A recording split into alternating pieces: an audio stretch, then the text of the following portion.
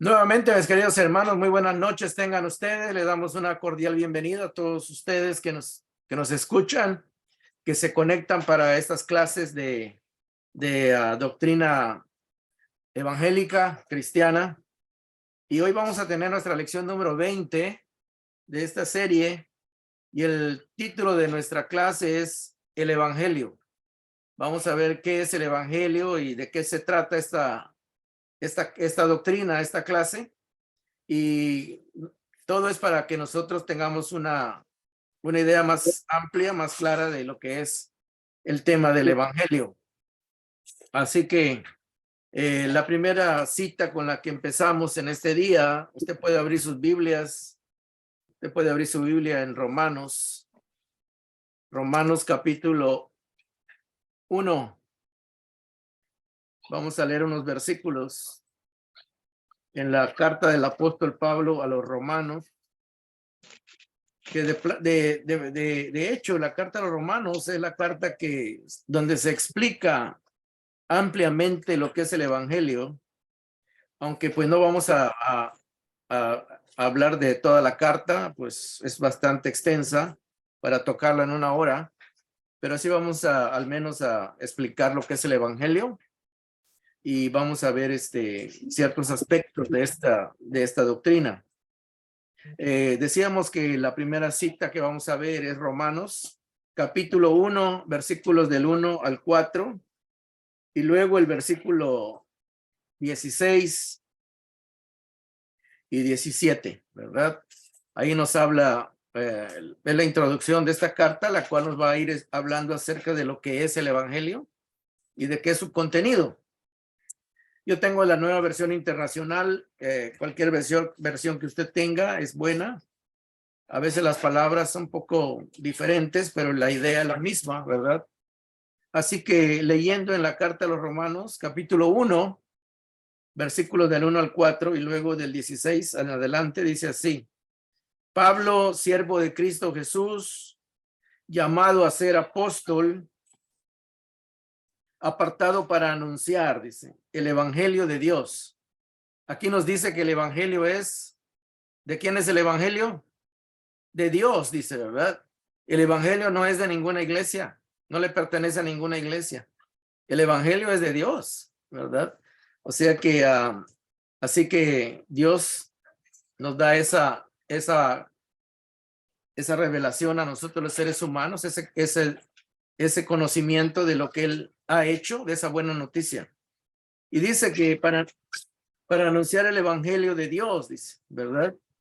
Y luego dice el verso 2, que por medio de sus profetas ya había prometido en las sagradas escrituras. O sea que el evangelio es algo que ya se había prometido. Verso 3, este evangelio habla, cuando dice que habla, dice, habla de su hijo. O sea que la buena noticia que Dios nos da está centrada en una persona. Esta buena noticia está centrada en una persona y dice que esa persona es su hijo. Habla de su hijo y luego dice que según la naturaleza humana era descendiente de David. Se va a hablar de la naturaleza de ese hijo, del cual se van a dar buenas noticias. Dice que este evangelio habla de su hijo que según la naturaleza humana, o sea, del lado humano del hijo, dice, desciende de David. David fue el rey más prominente que tuvo Israel y al cual Dios le hizo una promesa. Le dijo que uno de sus descendientes iba a ser un rey eterno, ¿verdad? Un rey que iba a durar para siempre su reinado. Y luego dice el versículo 4, dice, pero que según el Espíritu de santidad, o sea, el Espíritu Santo, dice, fue designado, este hijo también fue designado con poder, hijo de Dios, por la resurrección. O sea, por haber vencido la muerte, también es designado, después de vencer la muerte es designado con autoridad como hijo de Dios. estamos viendo de su lado espiritual, ¿verdad? O sea que habla de sus dos naturalezas. El Hijo de Dios tiene dos naturalezas, la humana y la divina, ¿verdad? O la espiritual. Y luego en el versículo, bueno, voy a hacer un breve resumen de estos 4 versículos. Dice, el evangelio es la buena noticia de Dios que Pablo anunciaba o declaraba o daba a conocer. Esta buena noticia, que ya había sido prometida por Dios, por los profetas en el Antiguo Testamento. O sea, que algo que ya se había prometido, ahora Pablo está diciendo que ya se cumplió, es el cumplimiento de esa promesa. Versículo 3, el evangelio habla de un personaje central. Y ese personaje central es Jesucristo, el Hijo de Dios. El evangelio no habla de ningún otro ser humano. El evangelio no está centrado en ningún profeta, ¿verdad? Está conectando la hermana Lucía, gracias a Dios. El evangelio no está centrado en ninguna persona que Dios, no está centrado en Abraham, no está centrado en David, no está centrado en ningún personaje bíblico, sino que está centrado en la persona del Hijo de Dios, que es el Hijo de Dios, que es nuestro Señor Jesucristo, ¿verdad? Entonces estamos viendo de que el mensaje del personaje central de este buen mensaje de Dios es la misma persona de su Hijo Jesucristo. Y luego ya vimos que este Hijo Jesucristo tiene dos naturalezas. Tiene la humana, que es un ser humano que vino a nacer en este mundo, pero también tiene la naturaleza divina porque es engendrado por Dios, ¿verdad? Es un ser humano único porque tiene la naturaleza humana y la divina. Y nosotros, pues nada más como seres humanos, pues nada más tenemos una, ¿verdad? Somos nada más humanos. Pero el Señor Jesucristo tiene las dos, ¿verdad? Tanto su padre es Dios y su madre pues una mujer humana que conocemos como la Virgen María, ¿verdad? Que fue la Virgen María y que de esa combinación pues nació nuestro Señor Jesucristo, que es único en su género, ¿verdad? Es el único ser en el universo que es tanto Dios como hombre, ¿verdad? Como ser humano. Y eso es bien importante, hermanos, bien importante, porque se nos va a hablar de un personaje único en la historia de la humanidad. Y luego el versículo 16, Romanos 1:16 dice, a la verdad, dice el apóstol Pablo, no me avergüenzo del evangelio, no me avergüenzo de esta buena noticia, la cual está centrada en la persona del Hijo de Dios, que es Cristo Jesús. No me avergüenzo de esta buena noticia, ni de la persona de la cual se habla. Eso quiere decir, pues es el poder de Dios.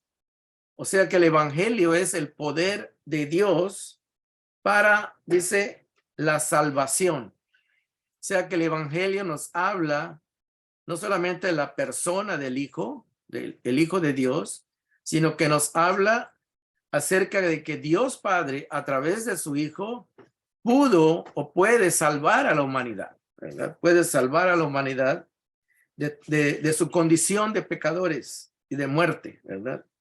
Y luego dice el versículo 16, es el poder de Dios para la salvación de todos los que creen. Los que creen, desde luego que los que creen en la buena noticia que está centrada en la persona de su Hijo, o sea, del Hijo de Dios, y que creen también en sus dos naturalezas, porque es lo que está hablando esta descripción del Evangelio. Está hablando de un personaje que es Cristo Jesús, a través del cual Dios Padre salva a la humanidad, pero también esta salvación se hace efectiva, dice, en los que creen, ¿verdad? Todos los que creen. Y luego dice de los judíos primeramente, o de la raza judía, y también de los gentiles, o sea, nosotros somos no judíos, tanto de los que son de raza judía como de los que no lo son, eso quiere decir. Y luego dice el verso 17, de hecho, en el evangelio, en este caso, en esta buena noticia de lo que este personaje central, Jesucristo, logró, dice, en el Evangelio se revela la justicia que proviene de Dios. O sea que en este hecho que consiguió, o este hecho que logró nuestro Señor Jesucristo al venir a este mundo como hijo de Dios, dice que a través de este hecho de lo que Jesús hizo, dice, se manifiesta o se revela la justicia de Dios. O sea, vemos cómo Dios hizo justicia en el sentido que Dios castigó el pecado de la humanidad, ¿verdad? O sea que el pecado no se quedó impune, eso quiere decir, sino que el pecado fue castigado de acuerdo a la ley de Dios. Entonces, la ley de Dios dice que la paga del pecado es muerte. Entonces, alguien pagó por ese pecado, alguien murió para pagar ese pecado y se pudiera cumplir la justicia de Dios, ¿verdad? En otras palabras, que en vez de que Dios nos castigue a nosotros, puso a alguien que pagara por ese pecado, ¿verdad? Alguien que nos sustituyera. Y así se cumplió la justicia de Dios, o sea, se hizo justicia. Porque si el pecado no hubiese sido pagado, pues la justicia hubiese quedado incompleta, ¿verdad? Por ejemplo, cuando una persona ha cometido una falta contra cualquier ley humana, ¿verdad? Pues es necesario que esa falta sea pagada, ¿verdad? Esa falta sea cubierta, ¿verdad? Por ejemplo, si usted tiene viola la ley del tráfico, usted va a recibir un castigo por violar esa ley. Y hasta que usted no pague ese castigo, pues esa culpa todavía va a estar ahí pendiente, ¿verdad? Entonces, y así Dios cumplió la justicia, su justicia, al castigar el pecado de la humanidad, pero fue castigado en la persona de su Hijo Jesucristo. Y con eso, ¿verdad? Y con eso la humanidad queda cancelada su deuda, ¿verdad? Entonces, ese es el punto del Evangelio. Ahora vamos a pasar a Primera de Corintios, capítulo 15, donde Pablo también habla del Evangelio, que está ligado al hecho de lo que Jesús hizo, ¿verdad? O realizó o consiguió. Primera de Corintios 15, del 1 al, ¿qué? Vamos a ver, al 6, o al 5.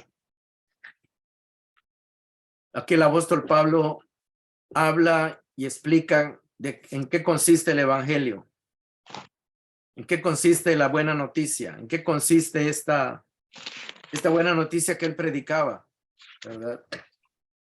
Primera de Corintios 15, del 1 al 4, dice así. Yo tengo la Nueva Versión Internacional y así lee. Ahora, hermanos, está hablando a los hermanos de la iglesia de Corinto, quiero recordarles el Evangelio, dice. Como diciendo, si ustedes ya no se acuerdan, se los voy a recordar, ¿verdad? Dice el Evangelio que les prediqué. O sea, ¿qué es lo que Pablo predicaba?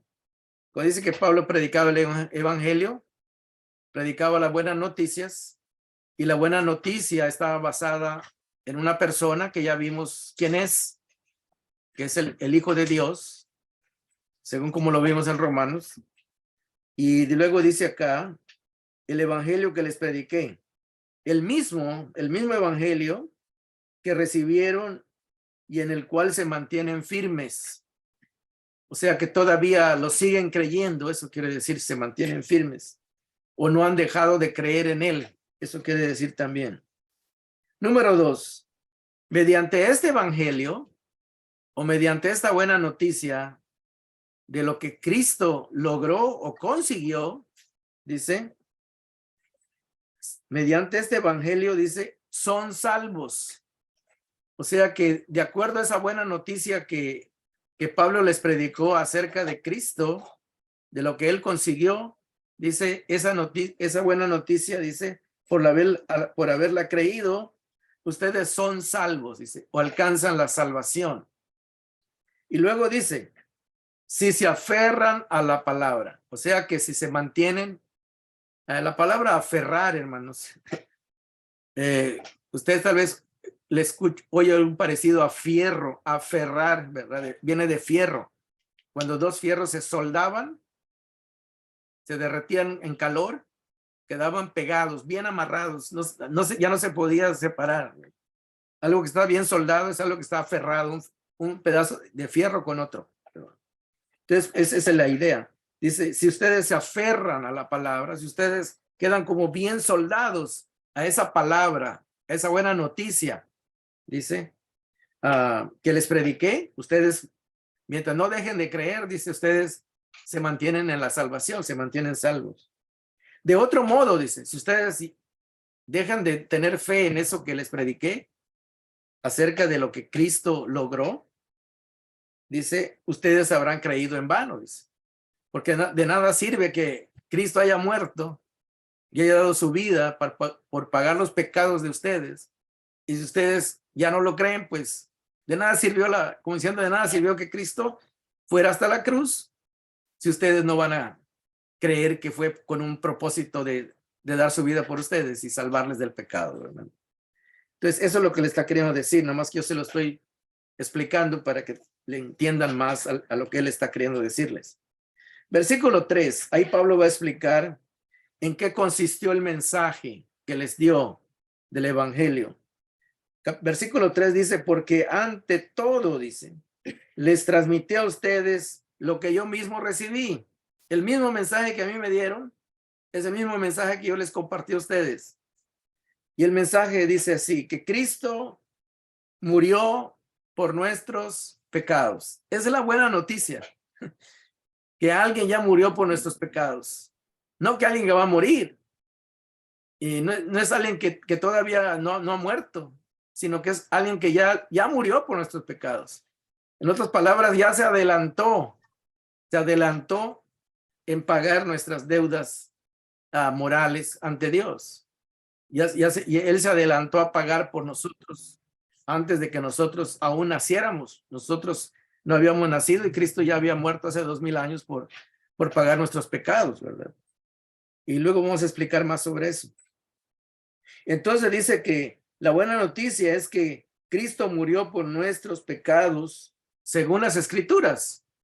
Según como ya estaba escrito, eso quiere decir, las Escrituras se refiere al Antiguo Testamento, sea los libros que Moisés y los profetas que estuvieron antes de Cristo ya habían escrito, ya habían anunciado que un día iba a venir un Salvador. Dios ya había anunciado que iba a ser un nuevo pacto, como estudiamos la semana pasada, y que todos estaban en la espera de la llegada de ese Mesías. Y cuando llegó, tristemente muchos no lo reconocieron, no lo aceptaron, lo rechazaron. Pero los que, dice el apóstol Juan, pero a todos los que le recibieron, a todos aquellos que creen en su nombre, les dio el derecho de ser hijos de Dios, ¿verdad? Entonces estamos viendo eso, ¿verdad? De que en las Escrituras ya estaba anunciado de que Jesús iba a venir, ¿verdad? Por ejemplo, Isaías ya había anunciado de que como cordero, dice, iba a ser llevado al matadero, Jesús, y dice que él cargó con todas nuestras culpas, y dice que gracias a él nosotros fuimos sanados de la enfermedad del pecado, ¿verdad? Porque si usted abre el profeta Isaías, desde que empieza su primer capítulo, él dice que nosotros, a los seres humanos, desde luego que primero se refiere a Israel, pero luego por extensión todos los seres humanos, dice que por el pecado somos como una podrida llaga. Eso dice, así dice Isaías 1, ¿verdad? Entonces ve el pecado como una enfermedad mortal y que nos está destruyendo. Por eso Isaías dice que el pecado es como una podrida llaga. Nosotros, al ser pecadores sin Cristo, dice que el pecado nos está, todo nuestro ser es como una podrida llaga. Cuando dice podrida llaga, quiere decir que es como un cáncer, como una gangrena, ¿verdad? Que físicamente destruye al ser humano. Pues el pecado es una gangrena espiritual, es un cáncer espiritual. Entonces Jesús vino, dice, a sanarnos de esa desgracia, de esa sí, de esa enfermedad espiritual. Y por eso a veces cuando nosotros vemos que dice que Él llevó en la cruz nuestras enfermedades, se está refiriendo a esa gangrena espiritual que está el pecado en la vida del ser humano, pero que gracias a Dios le puso un remedio al Cristo morir por nosotros, ¿verdad? Entonces estamos viendo eso, ¿verdad? Así que en el versículo 4 dice, perdón, el versículo 3 todavía dice que Él murió por nuestros pecados según las Escrituras. El versículo 4 dice que fue sepultado, sí, porque al ser sepultado, Él termina el ciclo de la primera creación. El ciclo del primer Adán termina con muerte y sepultura. Y luego dice, pero dice que resucitó al tercer día, dice. O sea que el ser a la humanidad, Cristo la está representando que en Adán estaba condenada por el pecado y Cristo toma esa condenación y muere. Y es sepultado, ¿verdad? Y ahí termina la condena que tenía Adán, ¿verdad? O que tenía la humanidad en Adán, ¿verdad? Pero el tercer día se resucita, dice, resucita de entre los muertos. Y ahí comienza una nueva etapa, una nueva creación para la humanidad, ¿verdad? Porque Cristo vence la muerte. Y esa es la buena noticia, ¿verdad? Que Cristo terminó con la condenación que pesaba sobre la humanidad, que es la muerte eterna. Y ahora, al resucitar Jesucristo, nos da una nueva vida a la humanidad, ¿verdad? La humanidad en Cristo tiene una nueva vida, ¿verdad? Y eso lo vamos a ver. Esa es la buena noticia. Claro que cuando nosotros recibimos el evangelio, nos hablan de Cristo, pues nosotros al momento, pues quizás no entendemos cómo es que Dios trabaja, ¿verdad? Pero en Cristo, Jesús terminó con la condenación que estaba en Adán y en el mismo Cristo, al resucitar, comienza una nueva vida para la humanidad, una nueva esperanza para la humanidad, donde Cristo, gracias a Él, Dios nos recibe y nos acepta como sus hijos, desde luego que a través de la fe, cuando nosotros creemos, ¿verdad? Esa bendición se activa, esa bendición viene a ser una realidad en nuestras vidas. Entonces, esos primeros versículos que leímos habla de eso, ¿verdad? Habla de lo que es, lo que Cristo hizo, ¿verdad? Pablo lo explica ya lo vimos en Romanos, explica en los primeros versículos de la carta a los Romanos, y en los primeros versículos de este capítulo 15 de la primera carta a los Corintios. Habla en estos versículos que ya vimos, podemos ver que el evangelio es acerca de la persona de Cristo, del Hijo de Dios. Son buenas nuevas que Dios nos da de lo que Él ha hecho por la humanidad y que los beneficiarios somos nosotros, ¿verdad? Los seres humanos. Y que cuando el ser humano recibe esta buena noticia y la cree, pues los beneficios los recibe y Él se los puede apropiar por la fe, porque Dios se los ofrece a todo aquel que cree, ¿verdad? Entonces estamos viendo esto, ¿verdad? El propósito de esta clase es entender las buenas noticias de Dios. Ya vimos que son buenas noticias que Dios nos da. Son buenas noticias de Dios para el ser humano. El evangelio, hermanos, la buena noticia es que Dios ha salvado al ser humano que vivía en la desgracia del pecado, que heredó de los primeros padres, Adán y Eva. Sí, Dios ha solucionado este doble problema en la persona de su Hijo Jesucristo. O sea que Dios solucionó el problema que heredamos de nosotros los seres humanos de Adán y Eva, que es el pecado y la consecuencia del pecado, que es la muerte. En la persona de su Hijo Jesucristo, Dios solucionó este problema, ¿verdad? Entonces, y vemos que no lo solucionó Dios no escogió a ningún ser humano para hacerlo, para llevar a cabo su plan, sino que a su propio Hijo, siendo Dios, se hizo hombre, ¿verdad? Y gracias a que Él lo hizo, que Dios se encarnó en su Hijo Jesucristo, es que Dios pudo realizar este plan que Él tenía de redimir a la humanidad. Ahora dice, en Cristo el ser humano tiene una nueva herencia. Acuérdense que en Adán nosotros heredamos el pecado y la muerte. Ahora en Cristo la buena noticia es que ahora en Cristo heredamos la justicia, no el pecado, sino la justicia de Cristo, o sea, la buena obediencia, el buen comportamiento de Cristo. Ahora es nuestra herencia, ¿verdad? O sea que aunque nosotros estemos cortos, aunque nosotros estemos fallados, aunque nosotros tengamos todavía una naturaleza afectada por el pecado, pero nuestra herencia es la obediencia perfecta de Cristo, ¿verdad? O sea que eso es lo que nos hace justos, no nuestra propia justicia, sino la justicia obediente de Jesús, ¿verdad? De Cristo. Esa es nuestra nueva herencia y desde luego también pues la vida eterna, ¿verdad? Que viene junto, ¿verdad? Viene junto. Entonces las dos cosas que heredamos de Adán son pecado y muerte.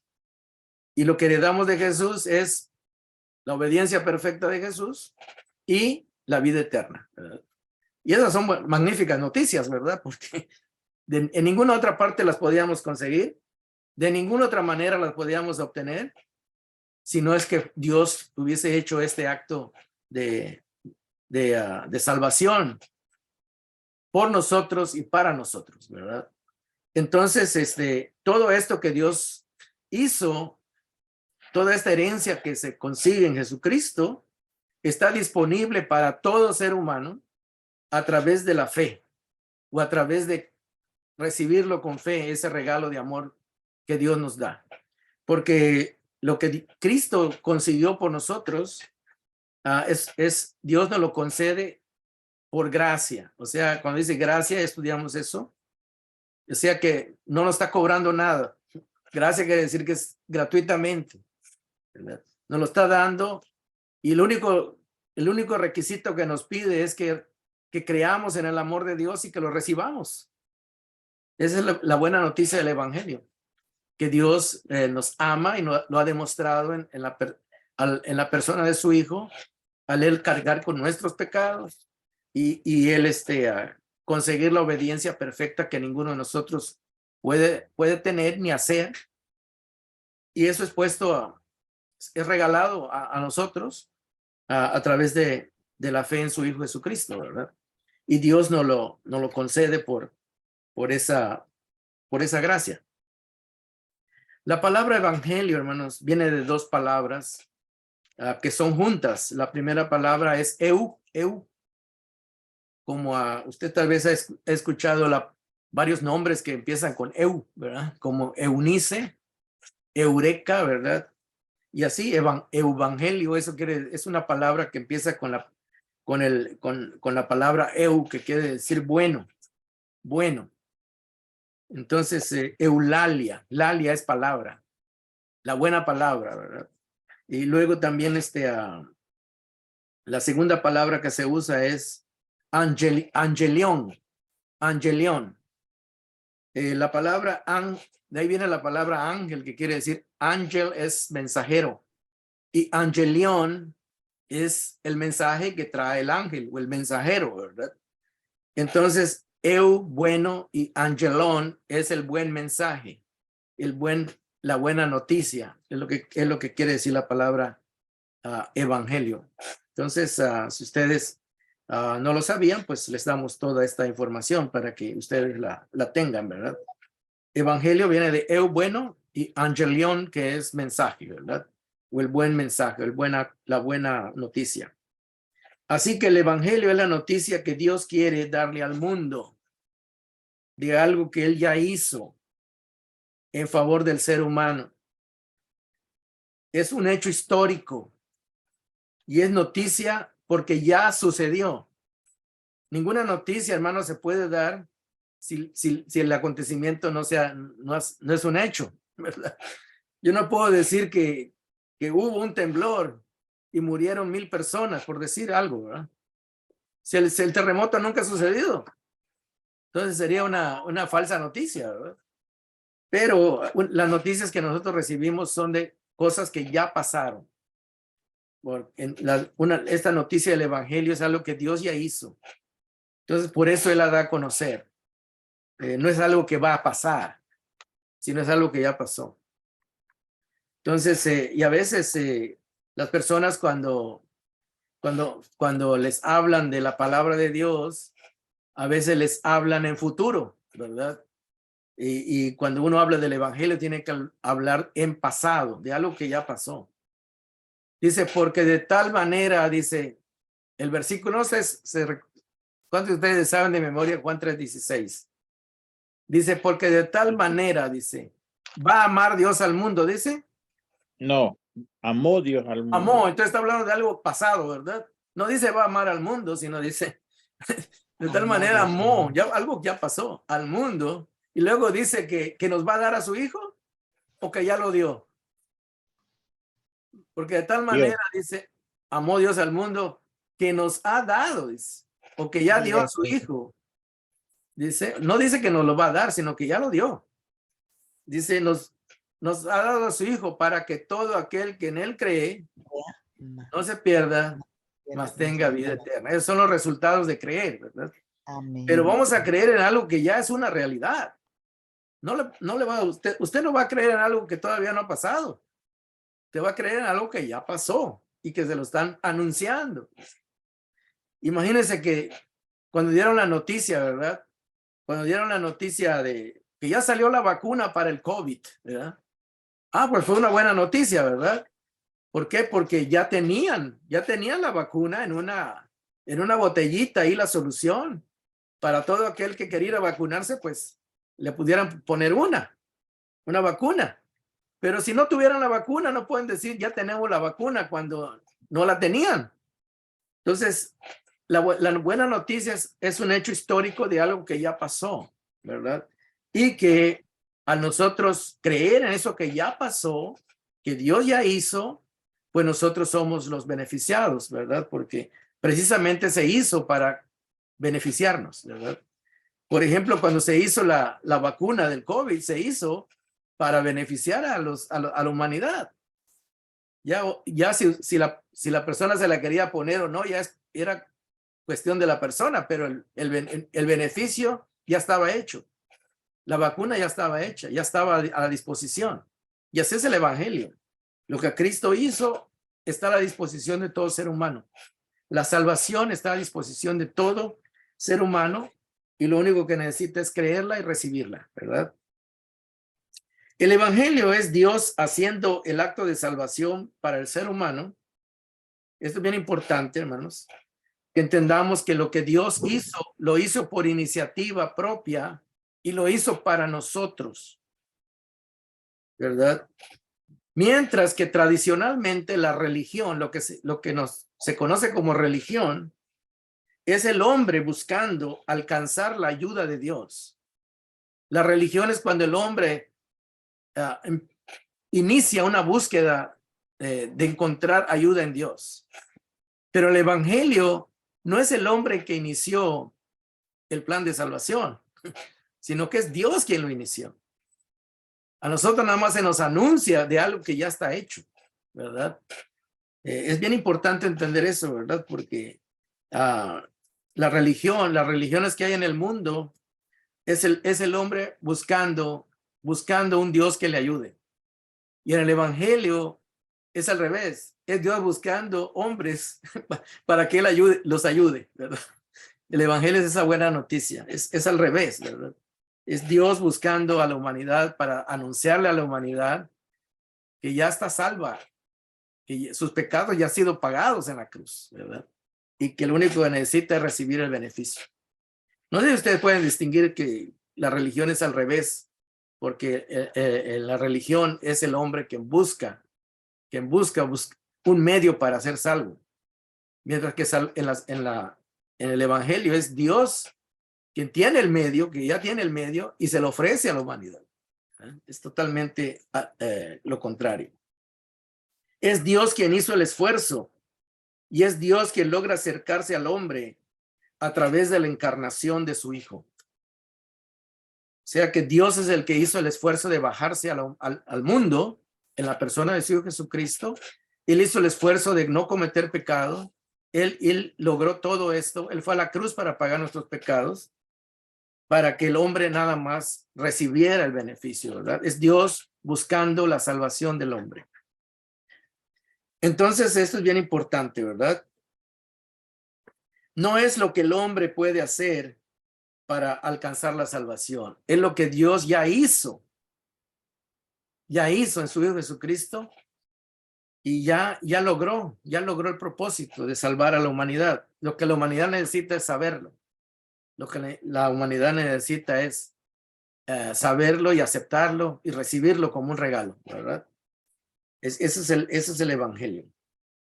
Sí, entonces en el evangelio es el hombre, perdón, es Jesús que se hizo hombre, donde él carga con el pecado del ser humano, carga con la culpa del ser humano, y él va a la cruz y la paga, ¿verdad? Y al hacer eso, nos libera de la condenación que estaba sobre los seres humanos, y en ese sentido, pues quedamos libres, ¿verdad? Libres de esa condenación.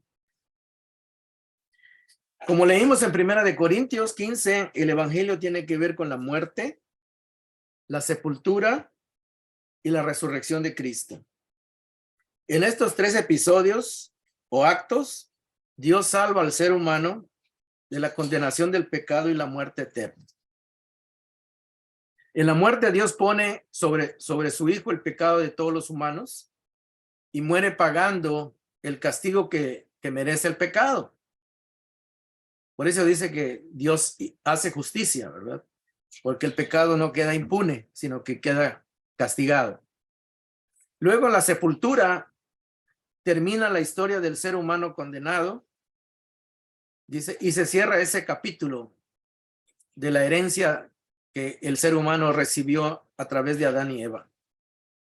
La herencia que debería recibir el ser humano pecador fue recibida por Cristo y quedó en una tumba marcando el fin de esa herencia. Hasta ahí llegó, ¿verdad? Pero en la resurrección es el inicio de una nueva creación donde el ser humano, ahora gracias a Cristo, recibe una nueva vida, sin condenación, sin la herencia de la muerte eterna, sino que ahora tiene como herencia la vida eterna. Por eso dice que de tal manera amó Dios al mundo que ha dado a su Hijo unigénito para que todo aquel que en él cree no se pierda, mas tenga ¿qué? Vida eterna, ¿verdad? Es el propósito, que al creer tengamos vida eterna. Dice, ahora, como enseñó Jesús en Juan 11, 25 al 27, ustedes se recuerdan que una vez Jesús llegó a visitar a su amigo Lázaro que ya había muerto, y ahí Jesús dijo, ¿verdad? Le dijo a una de las hermanas de Lázaro, dice, el que cree en mí, está escrito en Juan 11, 25 al 27, el que cree en mí, aunque esté muerto, dice, físicamente, vivirá o no morirá jamás, dice. Cuando Jesús murió, terminó un ciclo, un capítulo de la historia de la humanidad. Y dice, y seguirá, dice, y sigue ahora, dice, la vida, la humanidad tiene a su disposición la vida que Cristo le da, ¿verdad? Cuando Cristo, hermanos, resucita, cuando Cristo resucita de los muertos, el apóstol Pedro dice de que al resucitar Cristo le da una nueva vida a la humanidad. Si nosotros podemos leer ese pasaje, se encuentra en la primera carta de Pedro, capítulo 1, versículo 3 al 4. Primera de Pedro, capítulo 1, versículo 3 y 4. Y ahí habla de la herencia, ¿verdad? De la herencia que tenemos en Cristo. Primera de Pedro, capítulo 1, versículo 3 al 4, dice así, alabado sea Dios, Padre de nuestro Señor Jesucristo, por su gran misericordia nos ha hecho, dice, nacer de nuevo. Nacer de nuevo es comenzar una nueva vida. Eso quiere decir nacer de nuevo. comenzar una nueva vida, una vida espiritual, desde luego, mediante la resurrección de Jesucristo. O sea que antes de que Cristo resucitara, la nueva generación, la nueva creación todavía estaba en espera, ¿verdad? Pero cuando Cristo resucita, inaugura una nueva creación, ¿verdad? Una nueva creación donde la humanidad ahora puede quedar libre de condenación y puede tener la esperanza de la vida eterna. Entonces, ese es el mensaje, ¿verdad? Que Cristo vino a realizar y a traer. Y luego dice el versículo dice, nos ha hecho nacer de nuevo mediante la resurrección de Jesucristo para que tengamos una esperanza viva, ¿verdad? O sea que nuestra esperanza precisamente está en la persona de Jesús, que ha resucitado y está viva. Está vivo el Señor, ¿verdad? Es una persona viva que nos puede dar vida a nosotros. No es una persona que se quedó en la tumba, sino que es una persona viva, todopoderoso, y que nos puede dar vida a nosotros, esa vida espiritual eterna, ¿verdad? Y luego dice el versículo 4, y recibamos una herencia indestructible. Una herencia indestructible. La herencia que recibimos de Adán es una herencia que nos destruye. Pero la herencia que recibimos de Cristo es indestructible, incontaminada, que no está contaminada por el pecado, e inmarchitable. O sea, ustedes saben que las flores con el calor se marchitan, se mueren, se secan. Pero esta vida que Cristo nos da es inmarchitable, quiere decir que no se va a secar ni se va a acabar, ¿verdad? Quiere decir que es perdurable.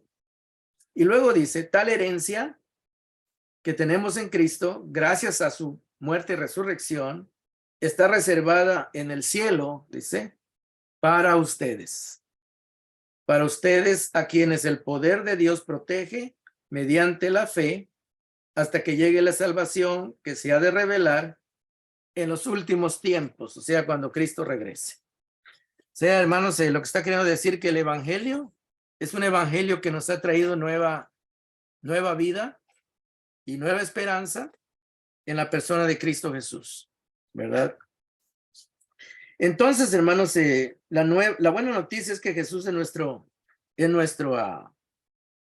Salvador, y cuando Él resucita también sigue siendo nuestro representante. Y ahora dice que Él ha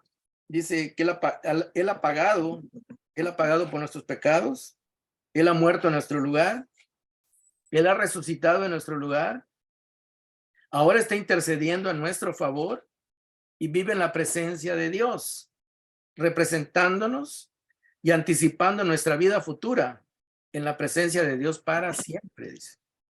O sea que Jesús ya está en los cielos, no solamente intercediendo por nosotros, sino garantizando que vamos a vivir para siempre con Él, ¿verdad? En la presencia de Dios. Por ejemplo, a veces en el Nuevo Testamento se encuentran, cuando se habla del Evangelio, también a veces el apóstol Pablo le agrega otro adjetivo, ¿verdad? Calificativo. Por ejemplo, en Hechos capítulo 20, versículo 24, Pablo, él dice de que él siempre se sintió motivado, se siente motivado, y que Dios le impulsa a seguir y terminar su carrera o su etapa de servicio en Cristo, dice, para dar testimonio del evangelio, dice, de la gracia de Dios. Aquí Pablo le agrega la palabra gracia. No, en Romanos, al principio de Romanos solo dice el evangelio de Dios. Y por ejemplo en Hechos, él dice, para dar testimonio del evangelio de la gracia de Dios, ¿verdad? O sea, dando a entender que el evangelio es por gracia, como se puede entender en la lectura de Efesios. Cuando Pablo le escribe a los Efesios, dice, porque ustedes estaban muertos en sus delitos y pecados, y Él les dio vida juntamente con Cristo, dice, y por la fe, por gracia, ustedes son salvos. Somos salvos por gracia. el evangelio lo que habla es de la gracia de Dios. O sea que el evangelio no habla de que Dios nos vende la salvación. Dios no nos está vendiendo la salvación, ni tampoco está haciendo una transacción, porque algunos piensan de que el evangelio es una transacción, como diciendo, como que Dios le dice, si tú me das tu fe, yo te doy la salvación, ¿verdad? Como diciendo, es una venta, ¿verdad? Tú me das tu fe, yo te doy la salvación. Pero no, la salvación es gratuita. La salvación no es una transacción, ¿verdad? Es un regalo. Es como que a veces cuando uno mira la salvación como una transacción, ya no se convierte en regalo, sino que Dios está pidiendo algo a cambio. Como diciendo, si tú crees, yo te salvo. Y si no crees, pues no te salvo. No, la salvación ya está hecha, ¿verdad? Es libre para todo aquel que la quiera, ¿verdad? Y dice la Biblia que Dios no quiere que ninguno se pierda, ¿verdad? Entonces es un regalo, ¿verdad? Imagínese que usted ha determinado darle un regalo a alguien, una persona que usted ama, y usted no va a llegar y le va a decir, si quieres el regalo te lo doy, y si no lo quieres, pues no te lo doy. No, usted llega y se lo da.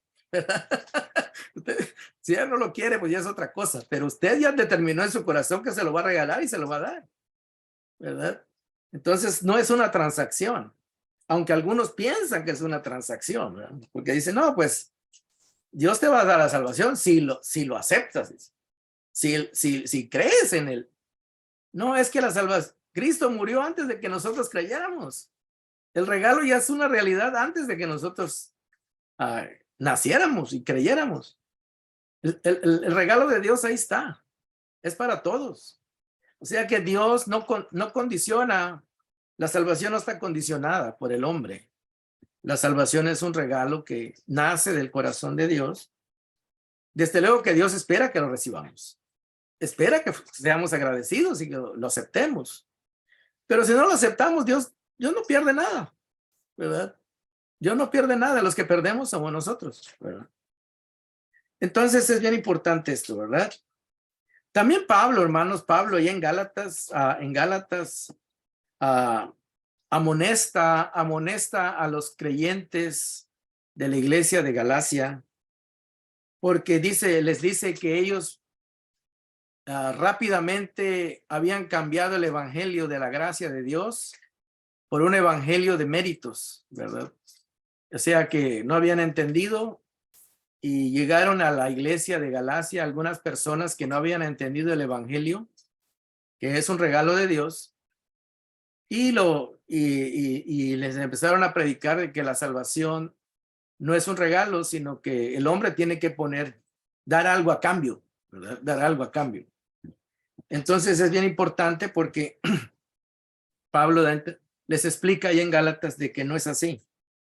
Por ejemplo, en Gálatas 1, del 7 al 9, vamos a leerlo rápidamente para tener una idea de qué se trata.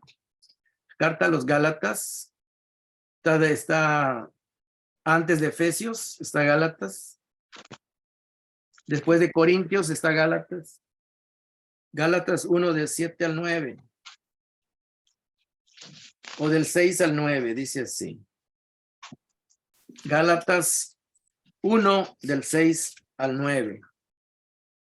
Y Pablo les manda esta carta precisamente porque ellos ya estaban torciendo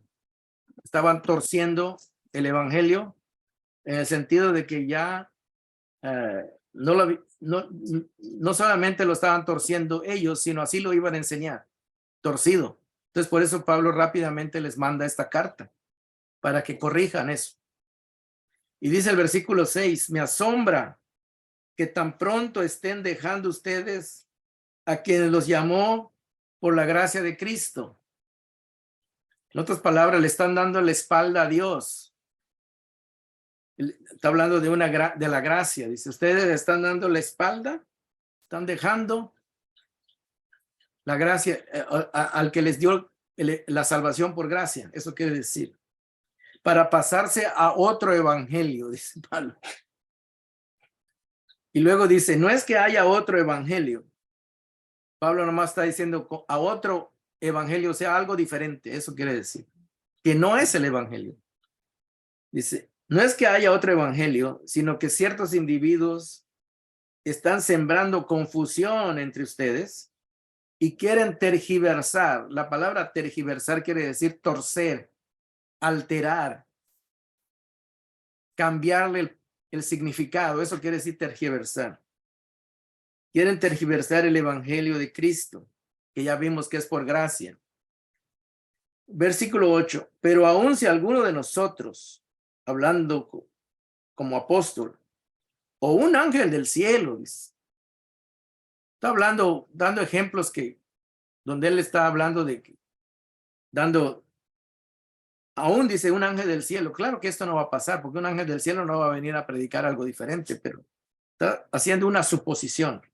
Si alguno de nosotros o algún ángel del cielo les predicara un evangelio distinto del que ya hemos predicado, que caiga bajo maldición, dice el apóstol Pablo. O sea, que sea condenado, eso quiere decir, que sea condenado por el mismo Dios. Estar torciendo, estar alterando lo que es la buena noticia. Dice, como ya lo hemos dicho, ahora lo repito, si alguien les anda predicando un evangelio distinto del que recibieron, o sea, del auténtico, del genuino, del real, que caiga bajo maldición, dice Pablo. O sea, que sea condenado. Dice. Y luego dice el versículo 10, ¿qué busco con esto? ¿Ganarme la aprobación humana o la de Dios? Como diciendo Pablo, ¿qué es lo que Dios quiere que estén ¿cómo quiere Dios que vivamos? ¿Agradándole a Él o agradándole los gustos humanos? Claro que Pablo está diciendo que lo que Dios busca es que le agrademos a Él, ¿verdad? Y luego dice el versículo, ¿piensan que procuro agradar a los demás? O sea que hay personas que piensan que a los que hay que agradar son a los líderes religiosos, ¿verdad? Pero no es a los líderes religiosos que hay que agradar, porque hay a veces líderes religiosos que piensan que tienen creencias, ¿verdad? Que les dicen a los creyentes que si no creen lo que ellos les dicen, pues no se van a salvar. Y Pablo dice, no, dice, lo que nos salva a nosotros no es lo que la gente nos pide que hagamos. Es el regalo de Dios. Es lo que Dios nos ha regalado. Eso es lo que nos salva, ¿verdad? Y dice, si yo buscara agradar a otros, no sería siervo de Cristo, dice Pablo. Entonces, Pablo lo que está queriendo decir es de que el evangelio es un regalo de Dios y el ser humano no puede hacer nada para ganarse esa salvación, porque dejaría de ser un regalo. Si Gálatas 1, del 7 al 9, Pablo reprende a los creyentes de la iglesia en Galacia, pues habían creído a ciertos maestros falsos que les predicaban que solo creer en los méritos de Cristo a nuestro favor no era suficiente, que los creyentes tenían que agregar a su relación con Dios un poco de rituales de la ley de Moisés, un poco de buenas obras de amor al prójimo, un poco de esfuerzo en mi regeneración personal.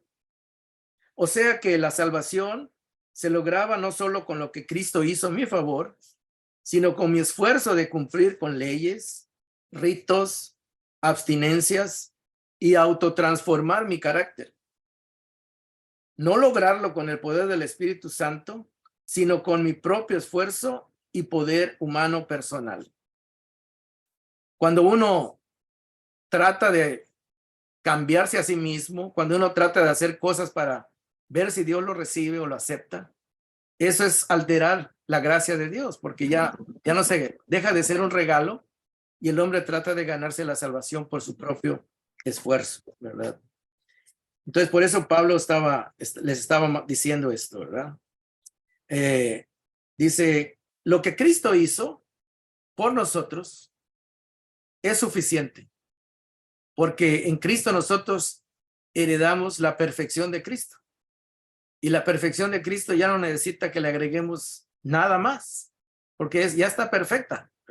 La obediencia de Cristo fue perfecta y es puesta a nuestra cuenta.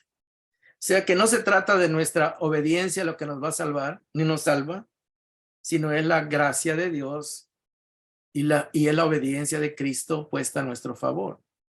Desde luego que nosotros debemos agradar a Dios, pero no para salvarnos, sino como testimonio de que Él nos ha salvado y que nosotros somos regenerados, no por nosotros mismos, sino por el poder del Espíritu Santo. O sea que es muy diferente.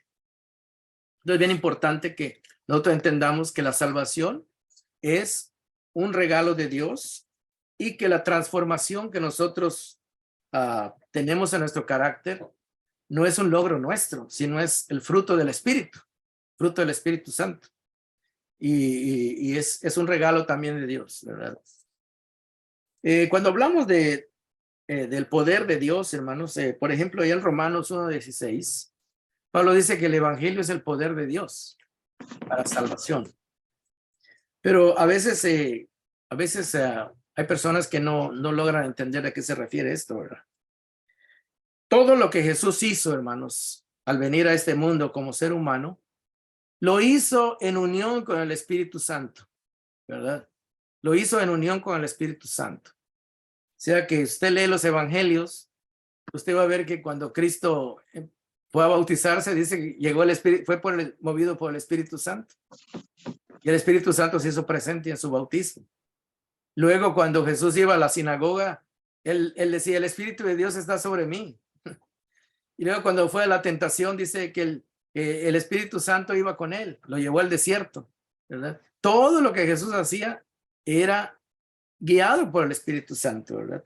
Entonces, el poder que tenía Jesús era el poder de Dios que estaba con él, con la persona y la presencia del Espíritu Santo.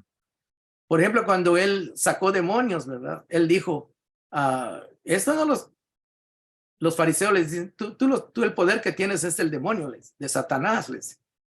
Y él le dijo, no, les. Yo lo que hago, lo hago con el dedo, él usa el término, el dedo de Dios, ¿verdad? O sea, el poder de Dios.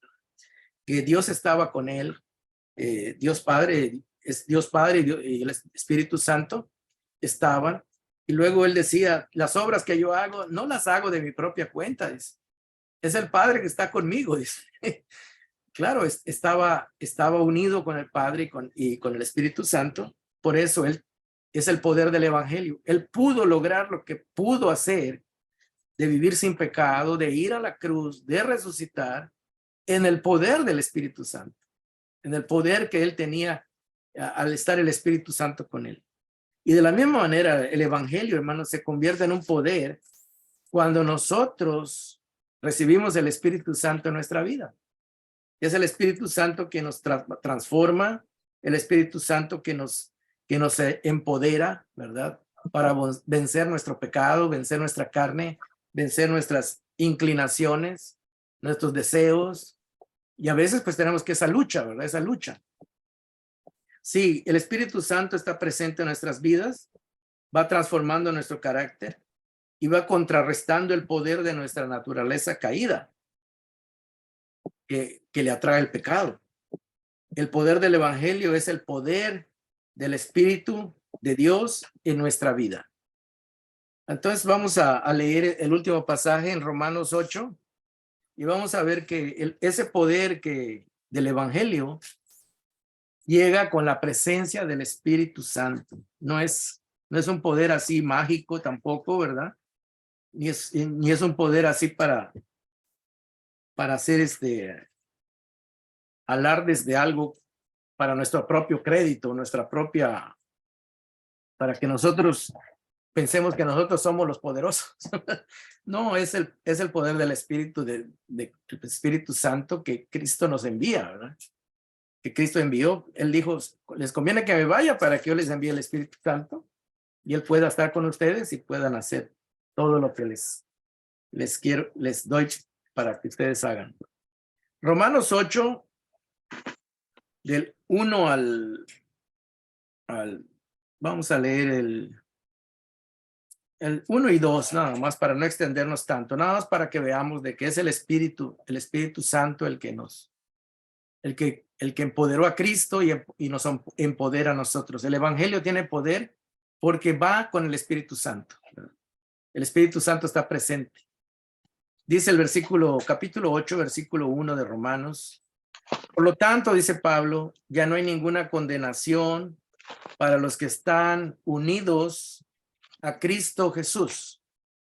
El requisito para que no haya condenación es que estemos unidos ¿a quién? A Cristo Jesús.